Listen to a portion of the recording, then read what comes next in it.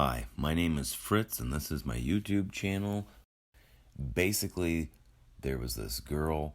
She did a class for school. She found out that all presidents, except for one, were related to one guy, John Lachlan, which is an old English ruler. And if you want to find out what all this has to do with Rh negative blood, watch the video. Fritz KO going home for the day. Wonder if you could buzz me. Sign out in the lobby. You're all set. Thanks, man. Have a nice day. Yeah, me too. I'm going home! Clear a path, you motherfucker!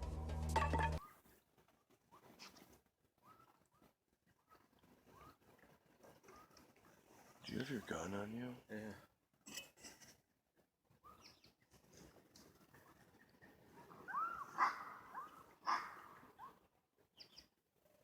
You see it? No. Dude, whatever it was tearing that up. I kind of want to go over here, show her, and walk over there. Brave enough to do it? Yeah. Ladies and gentlemen, with your kind attention and permission, I have the honor of presenting to you Fritz KO vids.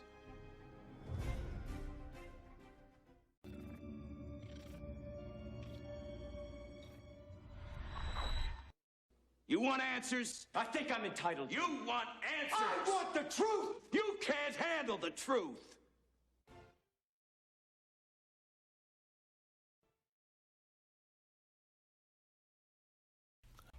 Okay, so my name is Fritz. This is my YouTube channel. If you want more videos from me, hit the notification bell. Hit the like button while you're at it, too, and subscribe. Well, you probably got to subscribe first before you can hit the notification bell. Anyway, none of that is as important as what I'm about to tell you. So I started making this video, and I've been warning you guys about this for a long time, that I was going to get into talking about presidents and elitists with Rh negative blood, because we all want to know these things.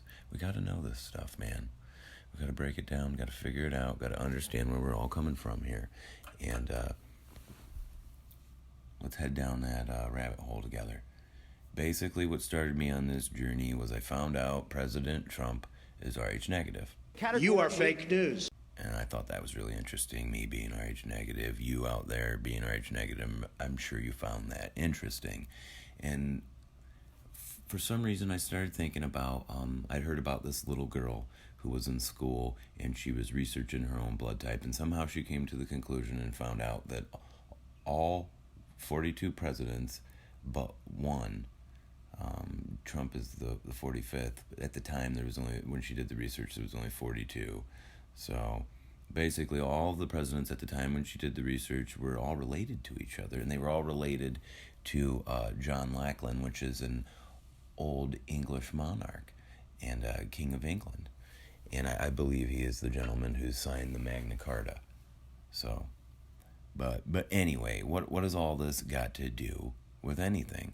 Well, it's interesting because if Trump's Rh negative, I was thinking that a lot of the other presidents, being also related to the same gentleman, might possibly also might as well be too. So I decided to look into all this. I wanted to figure it all out. And if you look into who John Lachlan is, before him, you have Richard Lionheart. I mean, we're talking about basically here Robin Hood, you know, the story of Robin Hood, where Lionheart goes off to the Crusades, and it's presented to you in Kevin Costner's Robin Hood. That premise, you know, Sean Connery comes back from the Crusades, blah, blah, blah, yada, yada. He's representing Lionheart. And basically, it's really interesting to find out that all of our presidents at the time when this girl made this report, but one, are related to these chains of events in history.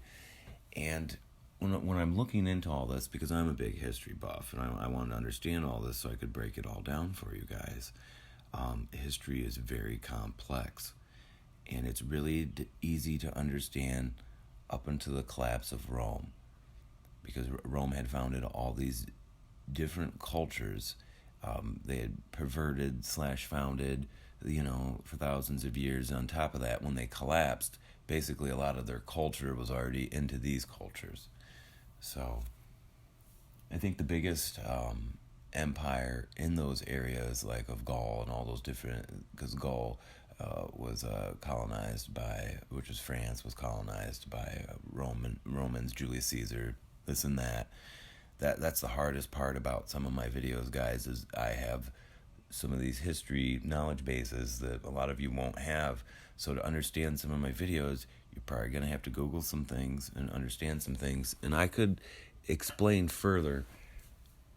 It would just turn a 25-minute video into a 3-hour video, which would be so off topic, just to give you basic background information that is extremely hard to already have. But Julius Caesar had conquered all of France and things like that.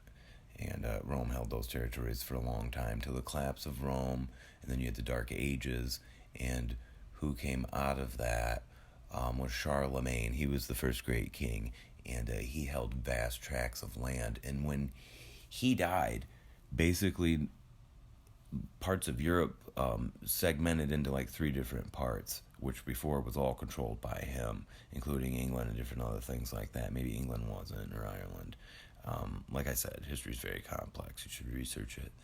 Long story, boring, is that regardless of what he specifically owned, he owned an insane amount of land, almost all of Europe, which would have been France and all these different areas. And when he died, his sons split all this stuff up. And then when they died, stuff got split up even further.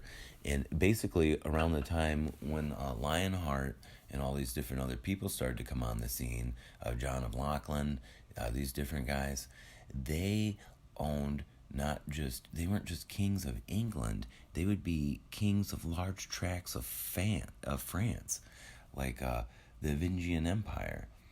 You should Google that, because that's what they were part of. And that empire was encompassed into, basically, in their day, there really wasn't a yet set established French and English nobility. Basically, the same nobles that were all related to each other were all over the place, controlling everything, and using local subservient peasants to fight with each other, things like that. You know, they had local warlords that had people that were,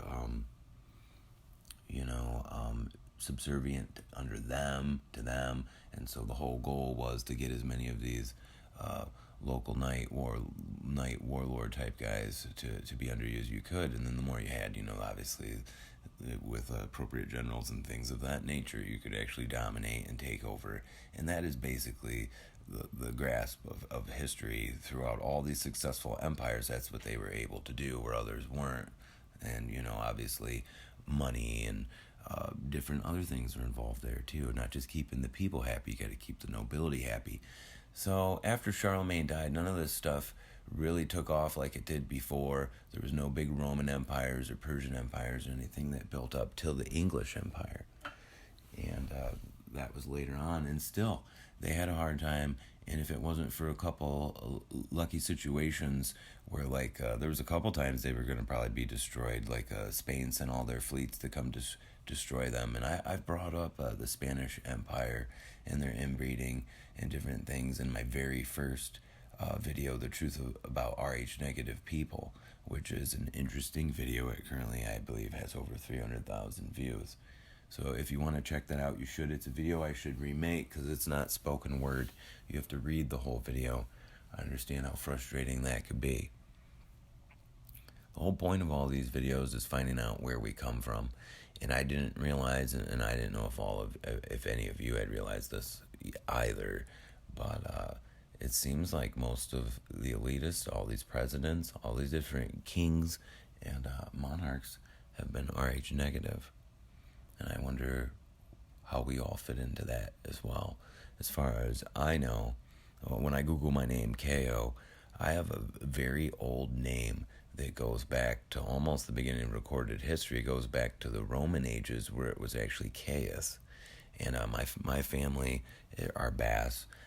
We come from that that particular region there in between France and Spain, the Pyrenees Mountains. And you can tell specifically by two things, because there's Caos that still live there today. That name is Spanish in origin, and Caius, that is so Roman. And it's just interesting too, because when you Google it, you can find out that there's Caos living in Egypt, in that same area, and in some other interesting areas throughout the world too. And when you Google my blood type, O negative, then it just helps narrow all these different things down.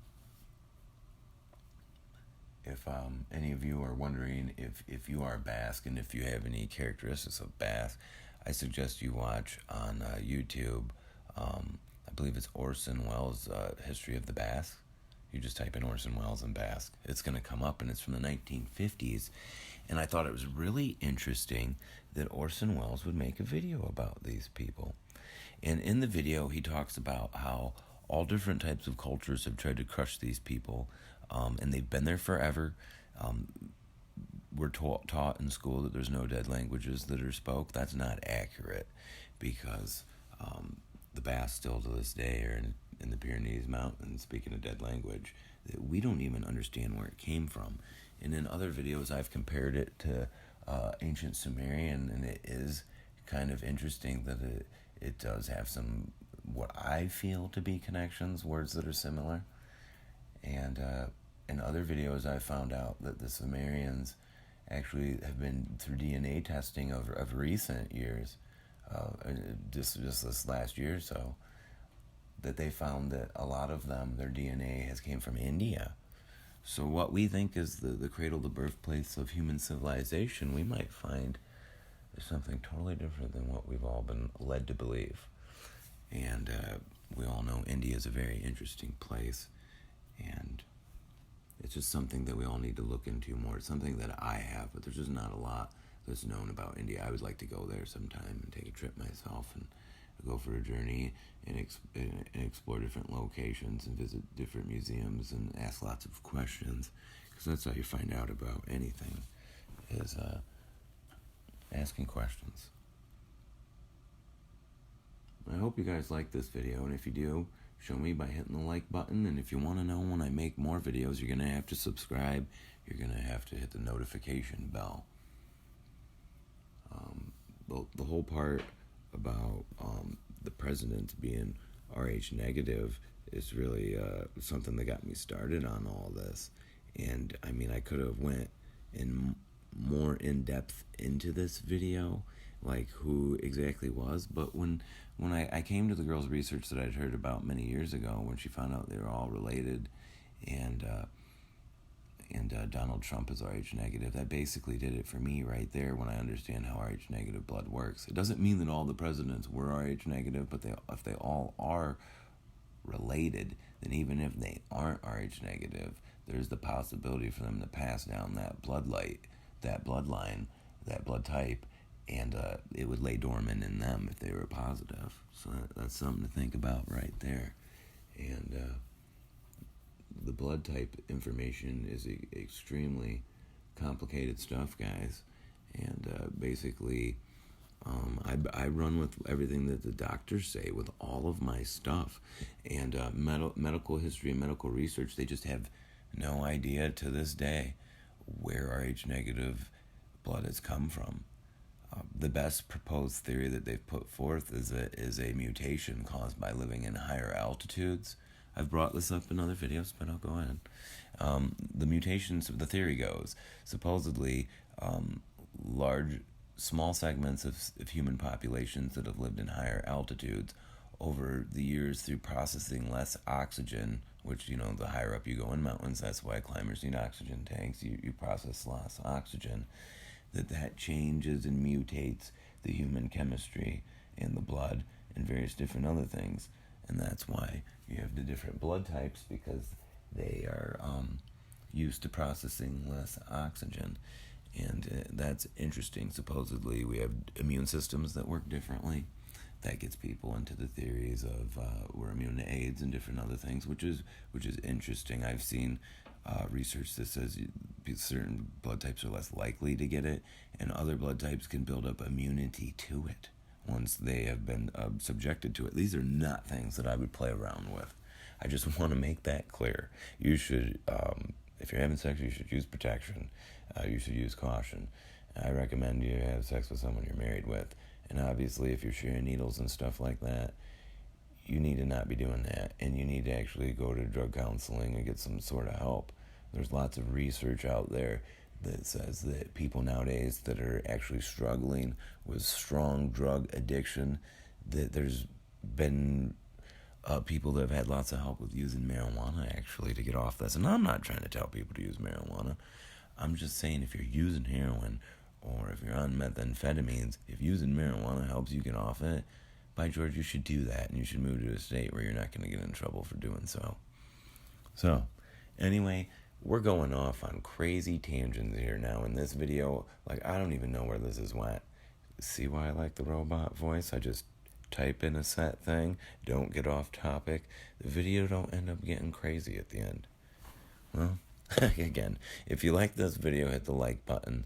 If you want a part 2, if there's anything you guys want me to go in depth more into in this video, I think I covered most of the bases, but there's a lot of little info in there that I'm sure many of you have questions about. Feel free on this video to ask me questions about anything in this video in the comment section. I'll answer every single question. I want to make sure that you guys are well informed. All right, thank you. Have a nice day.